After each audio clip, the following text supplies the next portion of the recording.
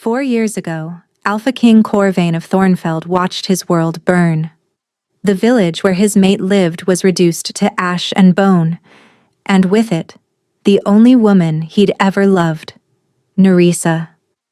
Her name had become a wound he carried in silence. He'd searched the ruins himself, clawed through the wreckage until his hands bled, but found nothing. No body, no trace, just absence. They told him she was dead. And so, the coldest king in the realm was born. He took no other mate. He smiled at nothing. He ruled with precision and ice, because everything warm in him had burned with her. Then came the feast.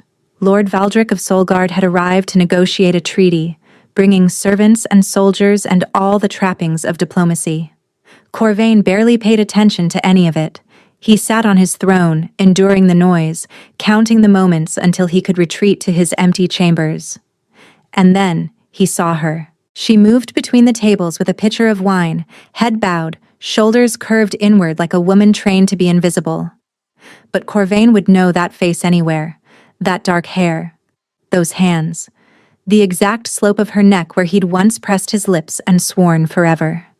Nerissa, alive, serving wine to the man who claimed to own her. She glanced up as she passed the throne, and their eyes met. Corvain stopped breathing. He waited for recognition, for shock, for anything. But she looked at him the way one looks at a stranger.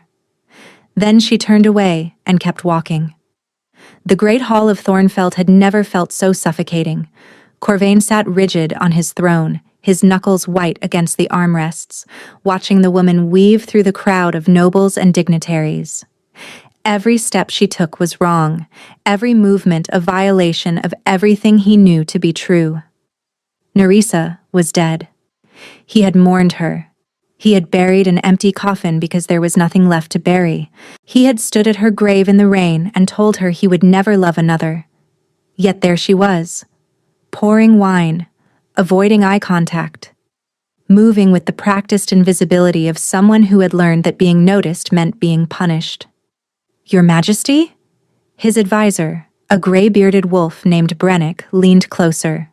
"You've gone pale. Shall I call for the physician?" "Who is that woman?" Corvain's voice came out rough, barely controlled. He didn't take his eyes off her. Brennick followed his gaze. "One of Lord Valdric's servants, I believe. He brought several from Solgard. Why do you—" "Her name?" The sharpness of the command made Brennick flinch. I don't know, Your Majesty. I can inquire." Corvain was already rising from his throne. The movement drew attention. Conversations stuttered and died as the Alpha King descended the dais with predatory focus, cutting through the crowd toward the servant girl who had just slipped through a side door. He caught her in the corridor. "Wait." She froze mid-step, then turned slowly. The pitcher trembled in her hands. When she saw him, really saw him, her face went bloodless. But not with recognition. With fear. "Your Majesty." She dropped into a curtsy so deep her knees nearly touched the stone. "Forgive me. I did not mean to leave my station. I was only—" "Look at me." She raised her head, and Corvain's heart tore open all over again. It was her. Every feature, every detail. The small scar above her left eyebrow from when she'd fallen climbing the cliffs as a girl. The slight asymmetry of her lips. The exact shade of brown in her eyes that he'd compared to autumn leaves and warm honey and every other foolish poetic thing a man in love might say. "Nerissa." "Do you know who I am?" he asked quietly. Her brow furrowed. "You are the Alpha King of Thornfeld. Everyone knows who you are, Your Majesty." "That's not what I asked." He took a step closer and she took a step back. The fear in her scent sharpened. "Do you know me?" I don't understand the question, Your Majesty." Corvain's wolf howled inside him, clawing against his ribs. The bond between them, it was still there. He could feel it, faint and frayed but undeniably present, like a rope that had been nearly severed but still held by a few stubborn threads. She should feel it too. Why didn't she feel it? Your name, he demanded. What is your name? Lyra, Your Majesty. She swallowed hard. My name is Lyra. The word hit him like a blade. Lyra. Not Nerissa. A different name entirely. That's not your name, Corvain said, his voice dropping to something dangerous. I assure you, it is. She was trembling now, clutching the pitcher like a shield. I have always been Lyra. I belong to Lord Valdric of Solgard. I have served his household since he found me. 4 years, the exact amount of time since the fire. You belong to no one. The words came out as a growl. Her eyes widened. Your Majesty, please. I don't know what I've done to offend, but if you would allow me to return to my duties. There you are. The voice came from behind Corvain, smooth and pleasant and utterly unwelcome. He turned to find Lord Valdric approaching with a politician's smile and a predator's eyes. Lyra, my dear, you mustn't trouble His Majesty. Valdric's gaze slid between them, assessing. She's simple, I'm afraid. Addled from a fever years ago. Lost most of her memories. Lost her memories. Corvain repeated flatly. Tragic, really. Valdric placed a possessive hand on her shoulder, and Corvain had to physically stop himself from ripping it off. I found her wandering the roads near Solgard, half-starved and confused. Took her in out of charity. She's been loyal ever since. The woman, Nerissa, it was Nerissa, no matter what name she wore now, kept her head bowed. Submissive. Broken. She requires rest. Corvain's voice was ice. Assign her quarters in the East Wing. My servants will see to her needs. Valdric's smile flickered. That's generous, Your Majesty, but hardly necessary. She's accustomed to the servants' quarters and... It wasn't a request. Silence crashed between them. The other nobles in the corridor suddenly found fascinating things to examine on the walls. Lord Valdric's jaw tightened, but he inclined his head. Of course, Your Majesty. As you wish. He released her shoulder and gestured for her to follow the guards Corvain had summoned with a look. She went without protest, without even a backward glance. But as she passed Corvain, close enough that he could smell the lavender soap on her skin, the same soap she'd always used, always, she whispered, Why are you doing this? It wasn't gratitude, it wasn't curiosity, it was terror. She was afraid of him. Corvain watched her disappear around the corner, his chest hollow, his wolf silent for the first time since the fire. She looked right through him, as if their years of love had never existed. Corvain didn't sleep that night. He stood at his window, staring at the East Wing where she was being kept, his mind churning through impossible calculations. Nerissa was alive. That fact alone should have brought him joy. It should have been a miracle. But she didn't know him. She wore another name. She belonged, at least in the eyes of the law, to another man. And she had looked at him with fear. The memory made his wolf snarl with rage and whimper with grief in equal measure. A knock at his chamber door. Brennick entered without waiting for permission, which meant the news was urgent. I've made inquiries, Your Majesty. The advisor's face was grave. Discreetly, as you requested. And? Lord Valdric acquired the girl 4 years ago, shortly after the burning of Ashwick Village. Brennick hesitated. Your Majesty, Ashwick was where Nerissa lived. Corvain's voice was hollow. I know. The official account states there were no survivors. The official account was wrong. Brennick shifted uncomfortably. It would appear so. However, Lord Valdric claims no knowledge of her origins. He insists she was found wandering and incoherent. His household records list her as a foundling with no family and no past. Convenient. Your Majesty, if I may? Brennick lowered his voice. You believe this woman is your mate? The woman we mourned? Corvain finally turned from the window. His eyes were red-rimmed, his jaw shadowed with stubble he hadn't bothered to shave. I don't believe it, Brennick. I know it. The thread that binds us is still there, damaged, but present. She is Nerissa. Then why doesn't she? Because someone stole her memories. The words came out sharp as broken glass.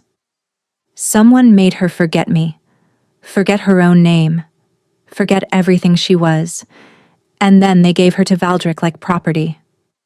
The implications hung in the air between them, dark and damning. You believe Lord Valdric orchestrated the attack on Ashwick, Brennick said slowly, that he took her deliberately. I believe nothing is coincidence when it comes to that man. Corvain began pacing, his movements restless. He arrives at my court 4 years after she supposedly died, with her serving at his table. He claims ignorance. He smiles and negotiates treaties. What would he gain from such a scheme? Corvain stopped, his hands clenched at his sides. I don't know yet, but I intend to find out. He found her in the gardens at dawn. The east wing had a small courtyard, rarely used, overgrown with climbing roses that had gone wild in their neglect. Corvain had ordered it left alone years ago, when the gardener asked about taming it. Nerissa had loved wild things. He couldn't bear to let anyone touch it. Now she sat on a stone bench beneath a tangle of thorns and blossoms, her face tilted toward the pale morning light. Her eyes were closed. For a moment, in the silence, she looked exactly as she had the last time he'd seen her. Before the fire. Before the lie. You found it? Her eyes flew open. She scrambled to her feet, dropping into another of those painful curtsies that made his chest ache. Your Majesty, forgive me. I didn't mean to trespass. The guard said I could walk the grounds, but This garden was made for you. She blinked. I'm sorry? Years ago. Corvain moved closer, keeping his movements slow, unthreatening. I ordered this courtyard left wild because the woman I loved preferred untamed things to perfect arrangements. She said pruned roses looked like prisoners. The woman before him went very still. I don't understand why you're telling me this, Your Majesty. Because you said those words to me, 6 years ago, in a garden much like this one. That's impossible. Her voice cracked. I've never spoken to you before last night. Your name is not Lyra. Corvain stopped an arm's length away, close enough to see the rapid flutter of her pulse at her throat. Your name is Nerissa. You were born in Ashwick village to a healer and a blacksmith. You have a scar above your left eye from when you fell climbing the sea cliffs at 13. Your favorite flower is night-blooming jasmine. You have a younger sister named Marisol who used to braid your hair every morning. And 4 years ago, you were my mate. Tears welled in her eyes, but she shook her head violently. No, I don't know any of that. I don't remember any of that. Because someone took those memories from you. You're mad. She backed away, her breath coming faster. You must be mad. Lord Valdric said nothing about... I'm no one. I'm just a servant. I've always been... You've always been mine. The words hung between them like a living thing. She stared at him, her face pale, her body trembling. And for just a moment something flickered in her eyes. Something beneath the fear and confusion. Recognition trying to claw its way to the surface. Then it was gone. Please, she whispered. I don't know you. Corvain's heart splintered all over again. But he didn't leave. He couldn't. Not now. Not ever again. Then I will teach you, he said quietly, and I will find who did this to you, and I will make them suffer until they beg for death. She flinched at the cold promise in his voice. Please, Your Majesty. Her whisper was barely audible. I don't know you. But her hand had drifted unconsciously to her chest, right over her heart. Lord Valdric requested an audience that afternoon. Corvain received him in the throne room rather than his private study. A deliberate choice. Let the man feel the weight of the crown above him. Let him remember whose kingdom this was. Your Majesty. Valdric bowed with practiced grace. I must confess some concern regarding my servant. The woman in the East Wing. Yes, Lyra. I understand you've taken a personal interest in her well-being, which is remarkably charitable, but I fear there may have been some misunderstanding. Valdrick's smile never wavered. She requires careful handling. Her mental state is fragile. Is it? Indeed. The fever that took her memories also left her prone to confusion. Delusions, even. She sometimes believes things that never occurred. Valdrick spread his hands apologetically. I would hate for her to trouble your majesty with fanciful tales. Corvain studied the man before him. Lord Valdrick of Solgard was perhaps 40, handsome in an angular way, with silver threading through his dark hair. He held himself like a man accustomed to power and comfortable with cruelty. The kind of man who smiled while he twisted knives. She has told me no tales, Corvain said. Fanciful, or otherwise. Ah, good. Then there's no harm done. Valdrick's relief was too smooth, too practiced. I'll have her return to my quarters and out of your way by... She stays. The smile froze on Valdrick's face. Your Majesty? The woman remains in the East Wing, under my protection. I'm not sure I understand. A thread of steel entered Valdrick's voice. She is my servant. My property, by the laws of Solgard. You are not in Solgard. Corvain leaned forward on his throne, and the temperature in the room seemed to drop. You are in Thornfeld, and in my kingdom, I decide who remains and who leaves. For a long moment, neither man moved. Then Valdrick laughed. It was a pleasant sound, entirely at odds with the cold fury in his eyes. Of course. Forgive me, Your Majesty. I meant no disrespect. He inclined his head. I only hope my servant proves worthy of your generosity. She can be... difficult. I'm sure I'll manage. Valdrick bowed again and withdrew. But as he reached the door, he paused. A word of caution, Your Majesty. Some things are better left buried. Digging them up rarely brings peace. He left before Corvain could respond.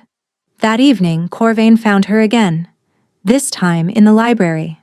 She discovered the alcove by the window that overlooked the mountains, the one with the worn velvet cushions and the stack of books that had remained untouched since the fire. Her books. The ones she'd been reading the last time she visited. She didn't know that, of course. She couldn't know that. But something had drawn her there anyway. You found this place quickly, Corvain said from the doorway. She startled, clutching the book to her chest like a shield. The guard said I could explore. Her voice was defensive. He said you permitted it. I did. I only meant... He stepped closer, and she tensed. He stopped, respecting the distance. This was someone's favorite spot. Years ago. The same someone you mentioned before? Your mate? Yes. She looked down at the book in her hands, a collection of old folk tales, the binding soft with age and handling. Her fingers traced the worn spine. She had good taste, she murmured. It feels familiar somehow, like I've read it before. Corvain's breath caught. Perhaps you have. Her head snapped up. I told you. I don't know you. I don't remember anything before Lord Valdrick found me. The healers said... What healers? She paused. Lord Valdrick brought healers. After he took me in. They said my memories were gone. Burned away by fever. And you believed them? Why would they lie? Because someone wanted you to forget. Corvain moved to the window, giving her space, letting her see he wasn't blocking her escape.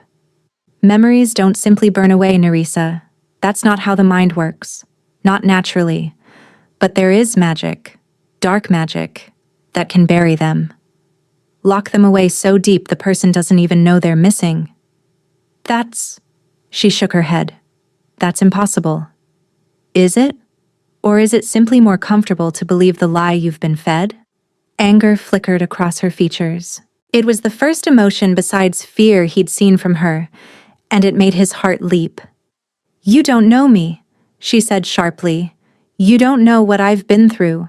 You call me by another name, spin tales of mates and lost love, but you can't prove any of it.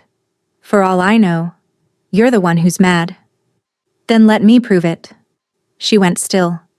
How? Corvain reached into his pocket and withdrew a small object, a pendant on a silver chain, the metal tarnished with age but still beautiful. At its center was a stone the color of deep amber, shot through with veins of gold. Do you recognize this? She stared at it. Her face went pale. No, I've never seen it before. Look at your wrist. Her hands were trembling as she pushed back her sleeve. There, on the inside of her right wrist, was a small birthmark, an irregular shape that looked almost like a crescent moon. The pendant's amber stone had the exact same shape. I had this made for you, Corvain said quietly, on our mating anniversary. 1 year together. You cried when you saw it. You said no one had ever known you well enough to notice something so small. Tears were streaming down her face now. She wiped them away furiously. This doesn't mean anything, coincidence. It has to be. Look at the back. She took the pendant with shaking fingers and turned it over. There, engraved in tiny letters, were 2 words. Forever yours. And beneath them, a name. Nerissa. She dropped it like it had burned her. I can't, she gasped. I can't do this. This isn't real. None of this is real. She fled before he could stop her. Corvain stood alone in the library, the pendant lying on the floor where it had fallen, and let her go. He couldn't chase her, couldn't force the truth upon her faster than she could bear. But he couldn't let her go either. He picked up the pendant and pressed it to his lips, inhaling the faint scent of jasmine that still clung to the chain. Her scent. Fainter now, buried beneath years and lies, but still there, still his. That night, Corvain stationed guards outside her door, not to keep her in, to keep others out. Because he'd seen the shadow that passed beneath her window at midnight. He'd heard the soft scrape of a lock being tested. And when he'd investigated, he'd found footprints in the garden that didn't belong to any of his men. Someone was watching her. Someone wanted to make sure she never remembered. Corvain stood in the darkness, staring at the footprints until the rain began to fall and wash them away. What do you know? He murmured to the absent enemy. What did you do to her? And why do you need her silent? No answer came. But inside, through the thin glass of her window, he heard her cry out in her sleep. A nightmare, perhaps, or a memory trying to surface. She spoke a word, a name. But when Corvain pressed closer to hear, his blood went cold. It wasn't his name, it was Valdric's. The nightmares came every night after that. Corvain knew because he stationed himself outside her door, listening. He told himself it was protection. He told himself he was guarding her from Valdric's shadows. But the truth was simpler and more pathetic. He couldn't bear to be far from her. Each night she cried out. Sometimes it was just sounds, wordless terror, gasping breaths, the thrashing of limbs against sheets.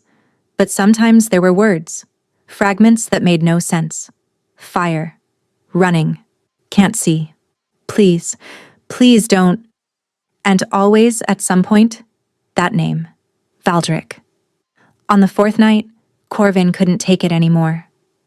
He pushed open her door and found her tangled in the blankets, her face slick with sweat, her eyes squeezed shut against whatever horror played behind them. Her mouth was open in a silent scream. Nerissa. He crossed to the bed and gripped her shoulders. Wake up. You're safe. Wake up. Her eyes flew open, wild and unseeing. For a moment, she didn't know where she was. Then her gaze focused on his face and the terror shifted to confusion. Your Majesty? Her voice was raw. What are you? Why are you? You were screaming. She became aware of his hands on her shoulders and flinched. He released her immediately, stepping back. Forgive me. His voice was rough. I didn't mean to frighten you. You didn't. She pulled the blankets up to her chest, a barrier between them. I frightened myself. The dreams? What do you see in them? She shook her head. Nothing that makes sense. Fire, smoke, running through trees. And then, she trailed off, her brow furrowing. Someone calling my name, but not Lyra. A different name. Corvain's heart clenched. What name? I don't know. I can never quite hear it. It's like trying to catch water in my hands. The harder I reach, the faster it slips away. He wanted to tell her. Wanted to say, Nerissa. They're calling you Nerissa, because that's who you are. But he'd pushed too hard already. If he pushed more, she might shatter completely. May I sit? He asked instead. She hesitated, then nodded toward the chair by the window. Corvain settled into it, keeping his movements slow and deliberate. When I was young, he said quietly, my mother used to tell me that nightmares were memories trying to find their way home, that the mind locks away things too painful to carry, and sleep is when they try to escape. That sounds terrifying. It is. But she also said that the memories come back for a reason, because we're finally strong enough to face them. Nerissa, Lyra, whoever she believed herself to be, studied him in the candlelight. The fear was still there, but beneath it, something else. Curiosity, perhaps, or the beginning of trust. You're not what I expected, she said finally. What did you expect? Lord Valdrick spoke of you, before we came here. Her fingers twisted in the blankets. He said you were cold, ruthless, that you'd killed your own brother to take the throne and never showed remorse. Corvain's expression didn't change, but something flickered in his eyes. My brother challenged me for the crown when our father died. He lost. I didn't kill him. He fell from the cliffs during our fight. But I didn't mourn him either. He paused. Does that make me ruthless? I don't know. Her voice was barely a whisper. Does it? Perhaps. I've done things I'm not proud of. Ruled with a hardness that some call cruelty. He met her gaze. But I have only ever loved one person in my life, and when I lost her, the coldness wasn't a choice. It was survival. The silence stretched between them, heavy with unspoken things. The woman you keep mentioning, she said slowly. Your mate. What was she like? Corvain's throat tightened. How could he describe her? How could he put 4 years of grief and 2 years of marriage into words that wouldn't break him? She was stubborn, he said finally, argued with me constantly, told me I was arrogant and overbearing and far too convinced of my own importance. A ghost of a smile crossed her lips. She sounds wise. She was. Wiser than me, certainly, and braver. She came from nothing, a healer's daughter in a tiny village, but she never let that make her small. She walked into my court like she belonged there, looked me in the eye when everyone else looked away. What happened to her? Fire. The word came out flat, dead. Her village burned. Everyone said there were no survivors. But you don't believe that anymore. Corvain looked at her, really looked, letting her see the raw devastation beneath his careful control. I know there was at least one survivor, he said, because she's sitting in front of me right now. She should have argued, should have insisted again that she wasn't his lost mate, that he was seeing ghosts where there were only strangers.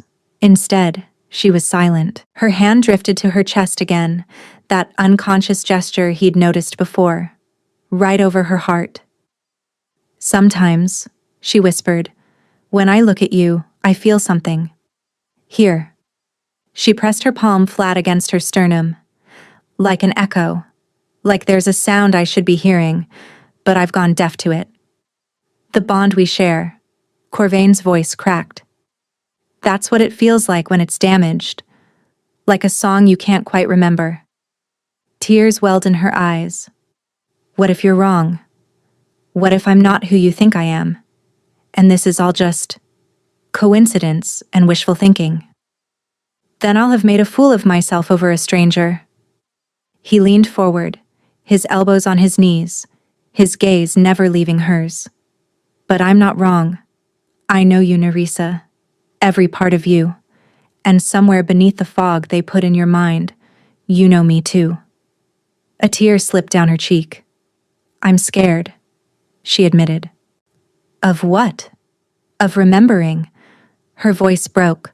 What if the memories are worse than the emptiness? What if I forgot for a reason? Corvain rose from his chair slowly, giving her every chance to pull away. When she didn't, he knelt beside the bed and took her hand in both of his. Whatever you remember, he said quietly, whatever happened to you, I will be there. You won't face it alone. Not ever again. She stared at their joined hands. His were larger, rougher, scarred from years of battle. Hers were small and calloused from years of servitude. You don't even know me, she whispered. I've known you my whole life. You just forgot. She didn't pull away, and when she finally fell asleep again, still holding his hand, Corvain stayed exactly where he was until dawn painted the sky gold. He didn't notice the shadow watching from the garden below, but the shadow noticed him. The days that followed were a careful dance. Corvain couldn't spend every moment with her. He had a kingdom to run, a treaty to negotiate with the very man he suspected of stealing her. But he carved out hours wherever he could. Morning walks in the wild garden, afternoon conversations in the library, evenings by the fire in her chambers, where he would read to her from the books she'd once loved and watch for any flicker of recognition. Sometimes it came. A word would catch her attention. A phrase would make her pause. Once he read a passage about a sailor lost at sea, and she finished the sentence before he could. And the stars were his only compass home. She'd frozen, her face pale. I know that line, she'd whispered. How do I know that line? Because you read it to me, Corvain had said gently, on our first night together. You said it reminded you of us, two people lost until they found each other. She hadn't remembered the context, but she'd remembered the words. It was progress. Slow, painful, but real. Lord Valdric watched it all with barely concealed fury. He attended every meal, every council session, every public event where Corvain was required to entertain his guest. And always, his eyes would drift toward the woman he'd brought as a servant and was now losing to a king. She seems happier, Valdric remarked one evening, his tone deceptively light. The color has returned to her cheeks. Corvain didn't look at him. Good food and adequate rest can do wonders. Indeed. Though I wonder if something else might be responsible. Valdric swirled the wine in his goblet. She's spending a great deal of time with your majesty. Some might find that curious. Some might mind their own affairs. Ah, but this is my affair. She belongs to me after all.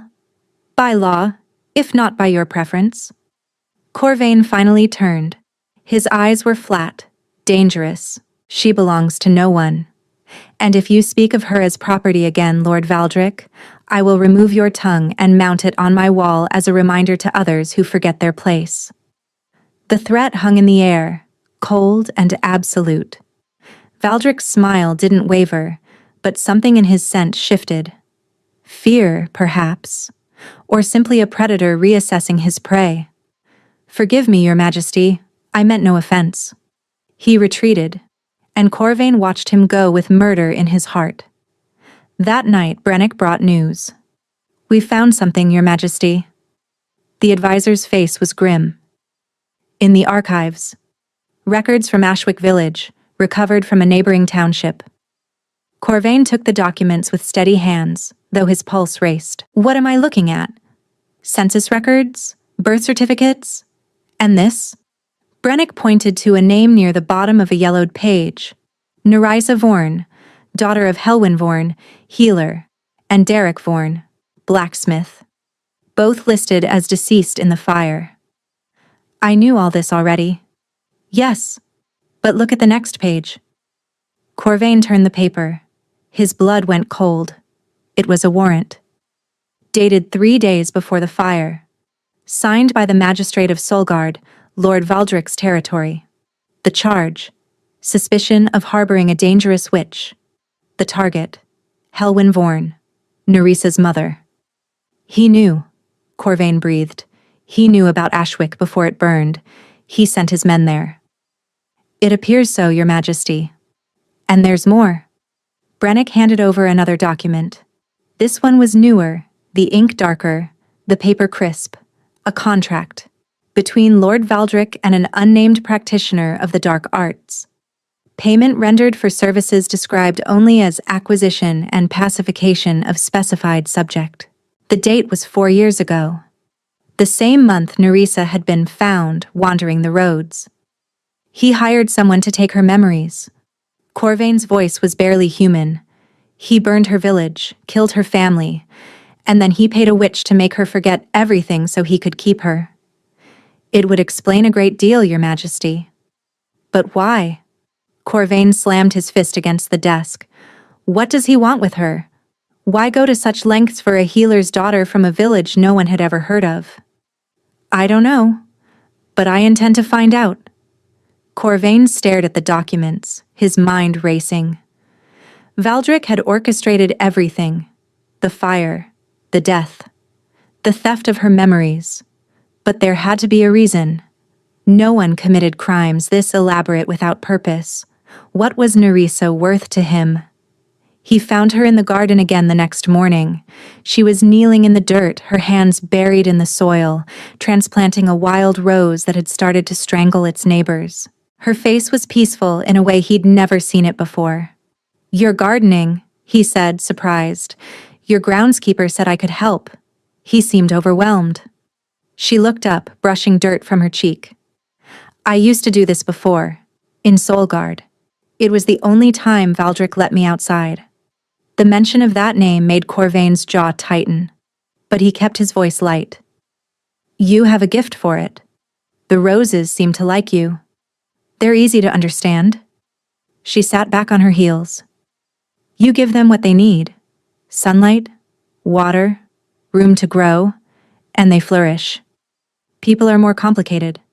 Are they? Aren't they?" She met his eyes. "You've been kind to me. More than kind. But I still don't understand why." "I told you why. Because you believe I'm your mate." She stood, wiping her hands on her apron. "But what if you're wrong? What if the connection you feel is just grief wearing the mask of hope?" Corvain stepped closer. This time she didn't retreat. "May I show you something?" She hesitated, then nodded. He took her hand, gently, giving her every chance to pull away, and pressed her palm flat against his chest, over his heart. "Close your eyes," he said quietly, "and tell me what you feel." She obeyed. For a long moment nothing happened. Then her breath caught. "I feel a rhythm," she whispered. "Not just your heartbeat. Something beneath it. Something that echoes in my own chest. That's our connection. Damaged, but not destroyed." Her eyes flew open. They were wet. "That's real?" "It's always been real. Since the first moment I saw you in that market square 6 years ago, arguing with a merchant about the price of herbs." He smiled faintly. "You were magnificent, and I was lost." A tear slipped down her cheek. She didn't wipe it away. "I want to remember," she said, her voice breaking. "I want to remember you. But every time I reach for it, there's just darkness and pain." "Then let me be your memory," Corvain said, "until yours returns. Let me tell you every story, every moment, every word we ever shared. And when you're ready, we'll tear down whatever wall they built in your mind. Together." She looked at him, really looked, as if seeing him for the first time. "Why?" she whispered. "Why do you keep fighting for me?" "Because you're my mate." He lifted her hand and pressed a kiss to her knuckles. and I would burn the world to ashes before I lost you again. Something shifted in her eyes. The fear was still there, the confusion, the doubt. But beneath it all, something else was blooming. Hope. She didn't pull her hand away. And when Corvain led her back inside, their fingers intertwined, the bond between them flickered like a candle struggling against the wind. Fragile, but alive. 2 weeks passed. 2 weeks of stolen moments and careful trust. 2 weeks of Corvain telling her stories from their past while she listened with hungry, desperate attention. 2 weeks of the connection between them growing stronger, the echo in her chest becoming a steady pulse. She still didn't remember. Not truly. But she was starting to feel. When Corvain touched her hand, she leaned into it instead of flinching away. When he spoke of their life together, she closed her eyes and let the words wash over her like water. Once, he caught her humming. It was a melody he'd taught her years ago, a lullaby from his mother's homeland. She didn't know where she'd learned it, but her lips shaped the notes perfectly, and when he asked her what song it was, she looked at him with wonder. "I don't know," she'd said. "It just came to me." The cracks in the wall were widening, but so was Valdric's desperation. He'd grown more aggressive in the treaty negotiations, demanding concessions Corvain would never grant. He'd started appearing in unexpected places, the library where she read, the garden where she worked, the corridors she walked alone, always watching, always waiting. "He's planning something," Brennick warned. "My sources say he's been sending messages to Solgard, secret communications. We've intercepted what we can, but the codes are unfamiliar. Break them." "We're trying, Your Majesty, but it takes time." Time they didn't have. The confrontation came on a moonless night. Corvain was in his study, reviewing the latest intercepted messages, when a servant burst through the door. "Your Majesty." The man was pale, breathless. "The woman, Lyra, she's been taken." Ice flooded Corvain's veins. "What?" "Lord Valdric's men. They came while she was walking in the East Garden. We tried to stop them, but there were too many, and they had—" The servant swallowed hard. "They had a witch, Your Majesty. She cast something. Our guards couldn't move." Corvain was already moving, his wolf snarling just beneath his skin. "Where did they take her?" "The North Tower. They've barricaded the door and—" Corvain didn't wait for the rest. He shifted mid-stride, bones cracking, fur rippling across his skin, and hit the ground running on 4 legs instead of 2. The North Tower was the oldest structure in Thornfeld, a remnant from an age when the castle was a fortress instead of a home. Its walls were thick, its defenses designed to withstand siege, but nothing was designed to withstand an Alpha King in a rage. He crashed through the barricade like it was made of paper. Valdric's guards fell before they could draw their weapons, their throats torn out by claws that moved too fast to see. At the top of the tower, he found her. Nerissa was on her knees, her wrists bound, her face streaked with tears.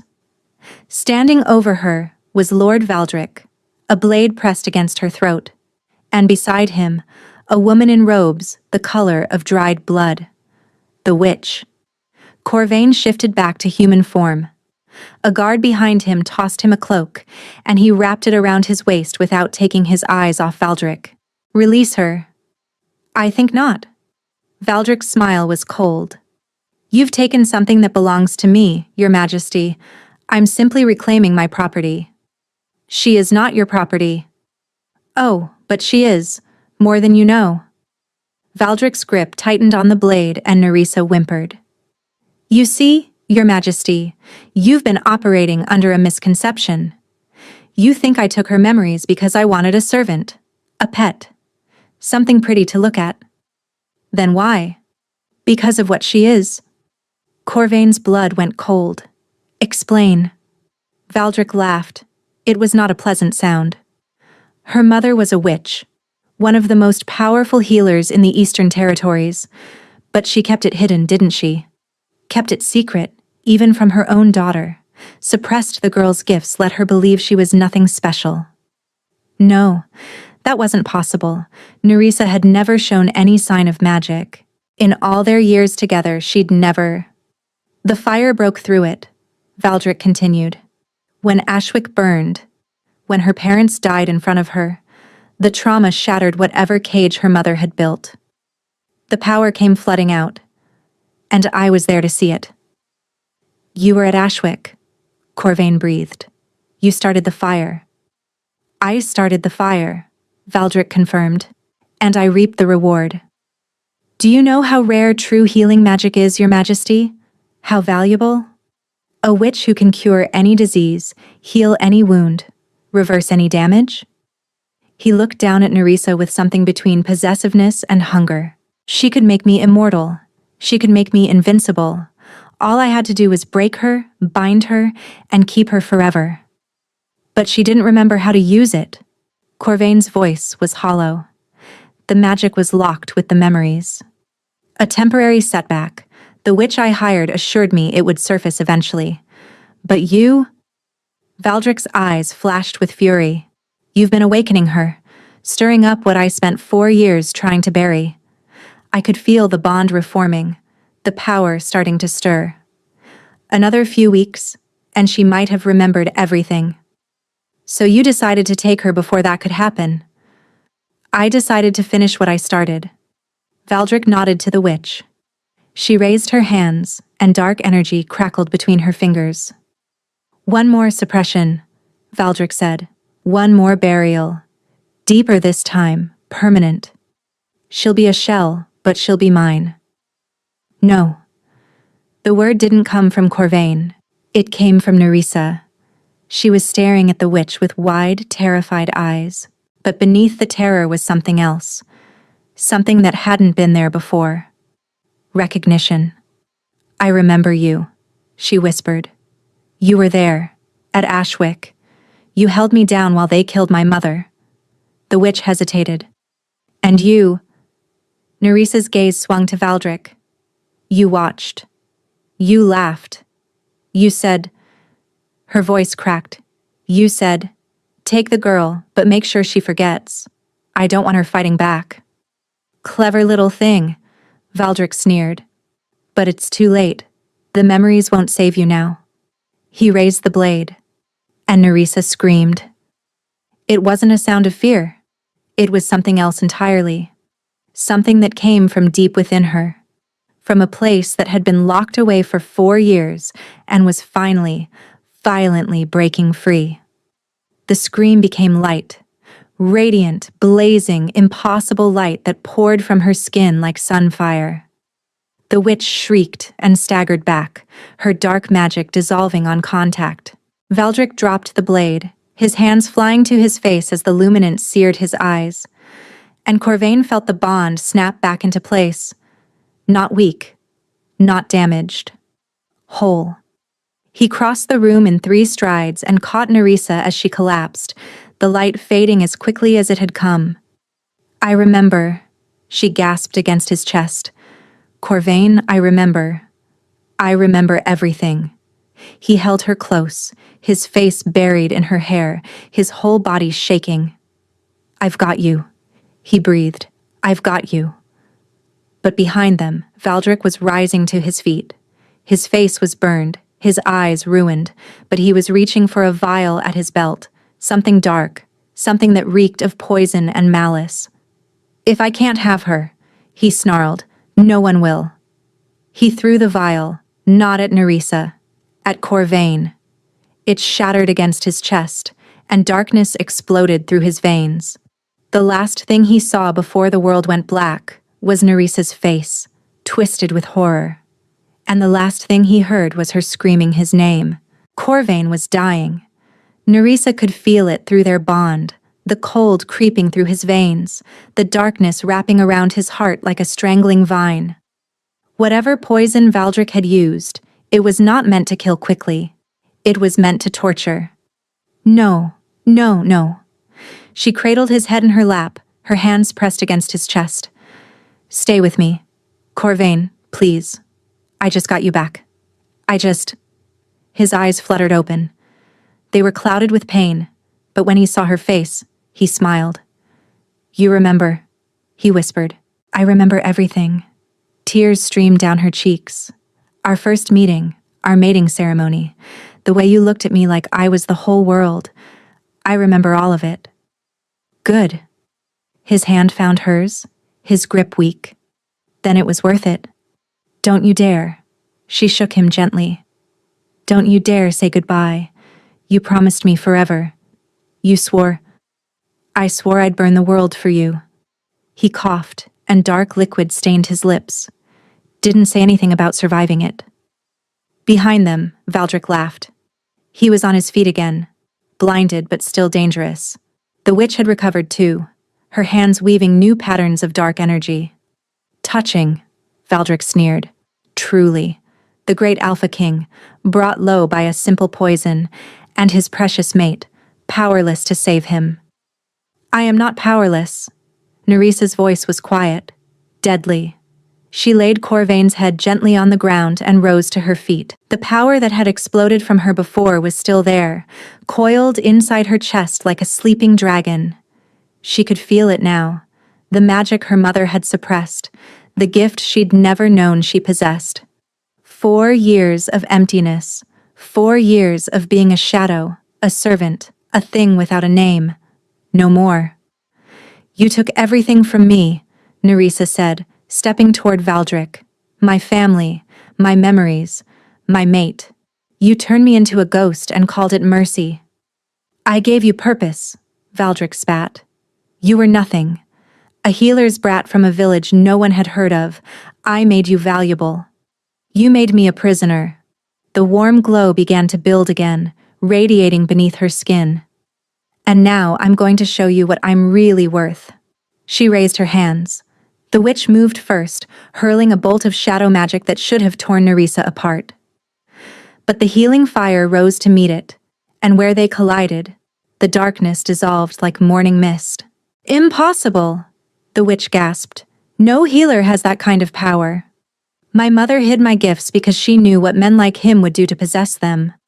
Nerissa's voice echoed with something ancient, something vast. "She died protecting me, and I will not let her sacrifice be in vain." She thrust her hands forward, and amber light exploded through the room. The witch screamed as the radiant fire consumed her darkness, unraveling her spells, stripping away the stolen power she'd accumulated over decades. Her skin began to crack, black veins spreading across her face. "Please!" she shrieked. "Please, I was only following orders. He made me do it." "You held me down while my mother burned." Nerissa's eyes were merciless. "You poured poison into my mind and called it healing. There is no forgiveness for what you did." The light flared brighter, and then the witch was gone. Not dead. Worse. Unmade. Every trace of magic ripped from her body, leaving behind a hollow shell that collapsed to the floor and didn't move. Valdric stumbled backward, his ruined face twisted with terror. "Stay away from me," he snarled. "Stay!" Nerissa crossed the room in 3 strides and seized him by the throat. She wasn't strong enough to lift him, but she didn't need to be. The power did it for her, holding him suspended in the air like a puppet with cut strings. "You wanted a healer," she said softly. "Someone to make you immortal, invincible." "Yes." His voice was a wheeze. "Yes, and you could still. We could still. I can give you anything. You gave me 4 years of nightmares, 4 years of emptiness, 4 years of looking at my own mate and feeling nothing." She leaned closer. "Do you know what the opposite of healing is, Lord Valdric?" His face contorted with panic. "Decay." She pressed her palm against his chest. The scream that tore from his throat was inhuman. She wasn't killing him. She was doing something far more elegant. Reversing every bit of vitality he'd ever stolen. Every year he'd cheated death through dark bargains and stolen magic. His hair went white. His skin sagged and wrinkled. His bones turned brittle. In seconds, the man who had tormented her for 4 years aged 50 more. He crumbled to dust before her eyes. Nerissa stood alone in the aftermath, breathing hard, the light fading from her hands. Her whole body was shaking. Then she remembered. Corvain! She flew back to him, dropping to her knees. He was barely breathing, the poison spreading dark veins across his skin. His eyes were closed. His heartbeat was fading. No. She pressed her hands to his chest. No. You don't get to leave me. Not now. Not after everything.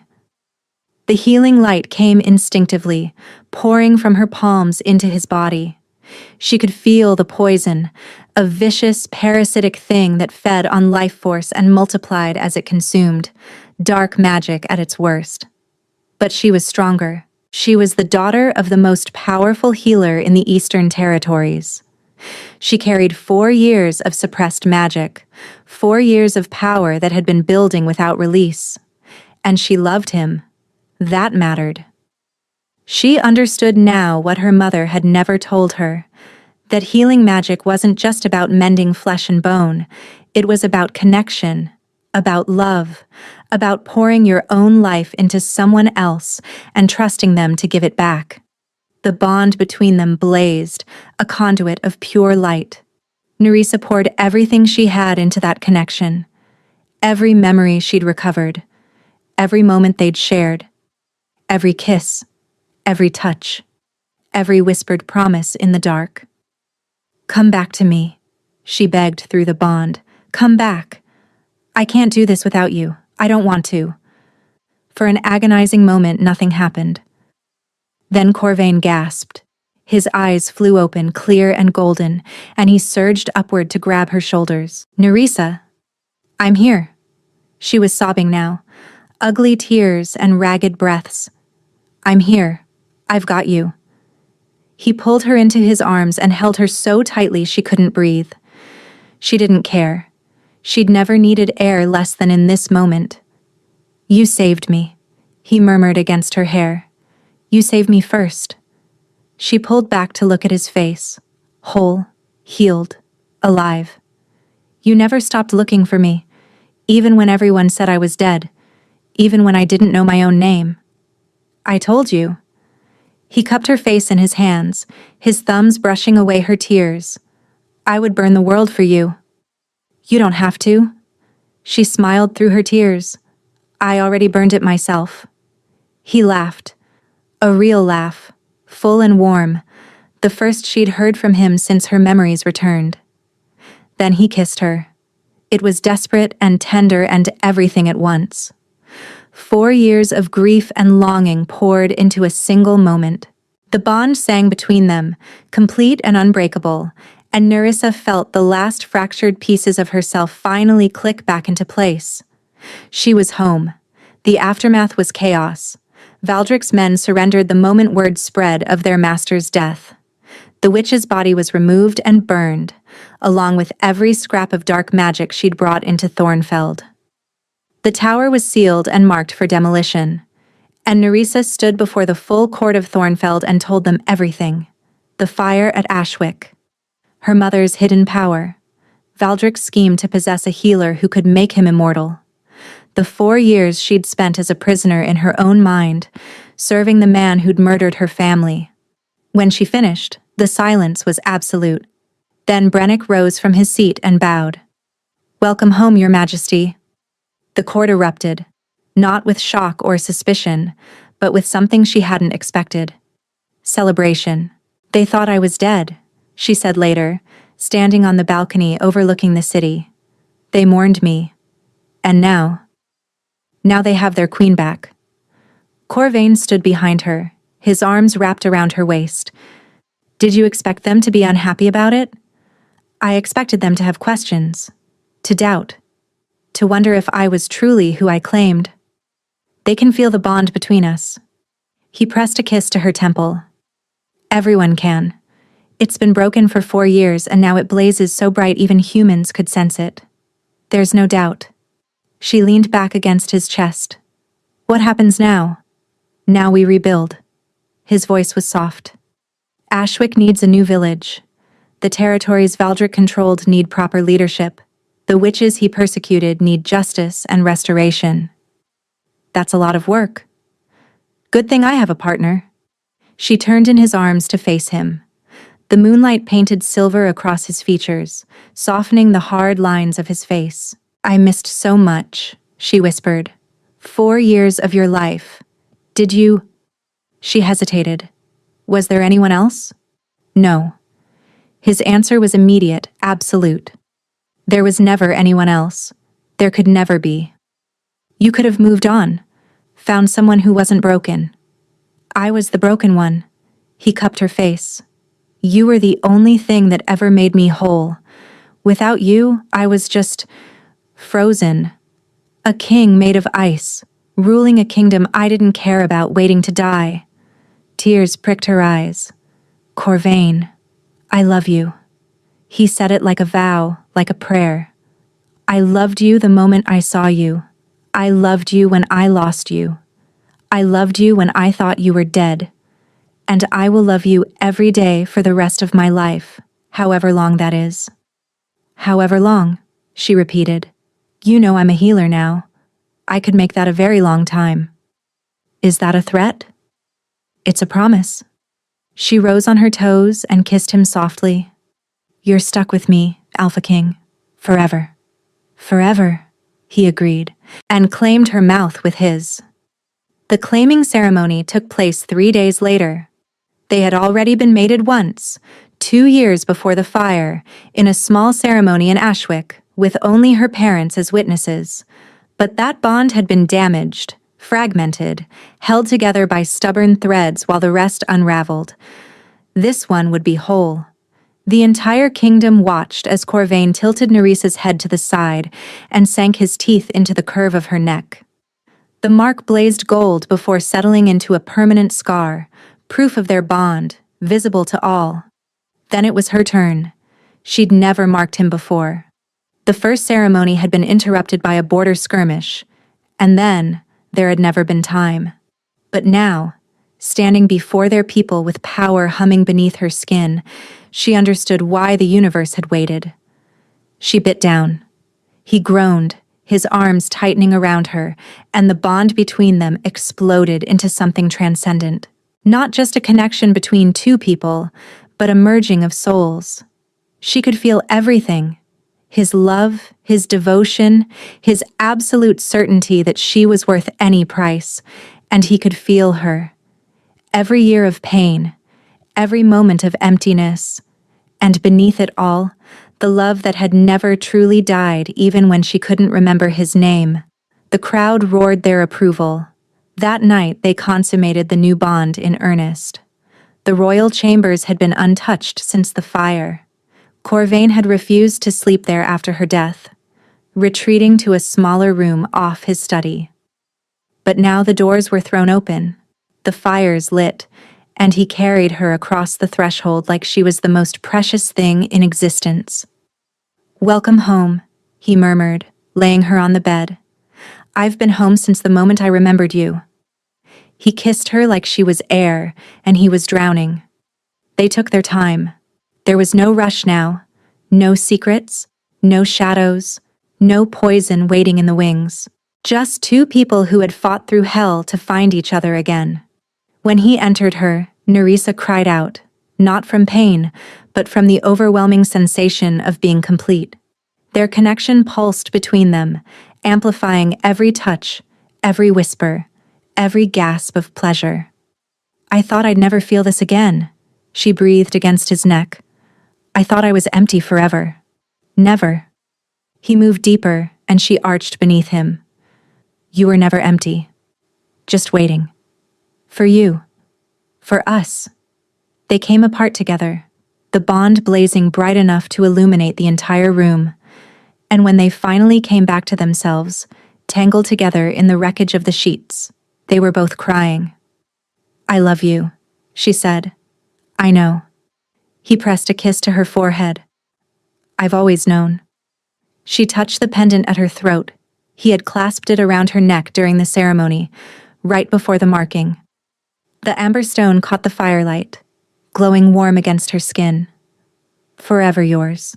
Finally, that promise was true again. 1 year later, the new village rose from the ashes of Ashwick like a phoenix taking flight. Nerissa stood on the hill overlooking the construction, her hand resting on the swell of her belly. 7 months along now. The healers said it was a girl. "She'll have your stubbornness," Corvain said, appearing beside her. "I can already tell." "Good. She'll need it. Being a princess?" "Queen, eventually."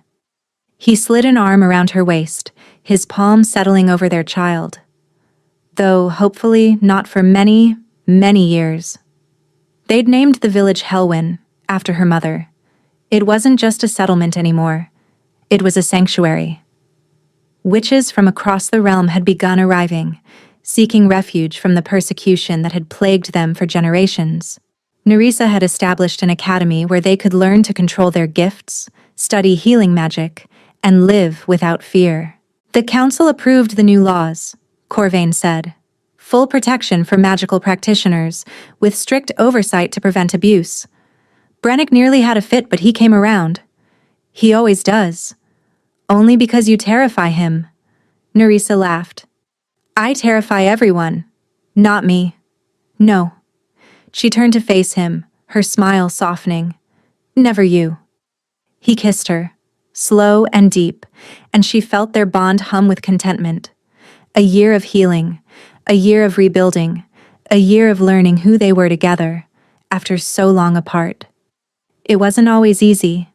The nightmares still came sometimes, flashes of fire, echoes of emptiness, the phantom sensation of chains she no longer wore. But Corvain was always there when she woke, holding her, reminding her that she was safe. And slowly, the dreams came less often. Your sister arrived this morning, Corvain said. She's asking about the construction schedule. Nerissa smiled. Marisol had been found 6 months ago, living under a false name in a distant village. She'd escaped Ashwick before the worst of the fire, but she'd believed Nerissa dead and had been too afraid to return. Their reunion had been tearful and messy and perfect. Tell her I'll meet her at the site after lunch. I want to see the memorial first. The memorial stood at the center of the new village, a pillar of white stone inscribed with the names of everyone who died in the original fire. Her parents' names were at the top, carved in letters that caught the morning light. Helwyn Vorn, Darek Vorn, beloved parents, fierce protectors, forever remembered. Nerissa touched the stone, and warmth flickered briefly beneath her fingertips. I kept my promise, Mother, she whispered. I found my way home. A steady hand settled on her shoulder. She would be proud of you, Corvain said quietly. I know. Nerissa turned to face him, her eyes bright with unshed tears. I know she would. They walked back to the castle together, hand in hand, as the sun climbed higher in the sky. The kingdom stretched before them, rebuilt, restored, transformed. They had both entered their marriage seeking safety. Nerissa had wanted escape from a captor she couldn't even remember. Corvain had wanted to protect a memory he couldn't let go. Neither of them had expected love, but love had found them anyway, in the darkness, in the silence, in the space between forgetting and remembering. And now, walking through the kingdom they'd built together, with their daughter growing strong beneath Nerissa's heart, they understood something neither had dared to hope. Some bonds couldn't be broken. Some loves couldn't be buried. And some mates were destined to find each other, no matter how far apart the world tried to tear them. Forever.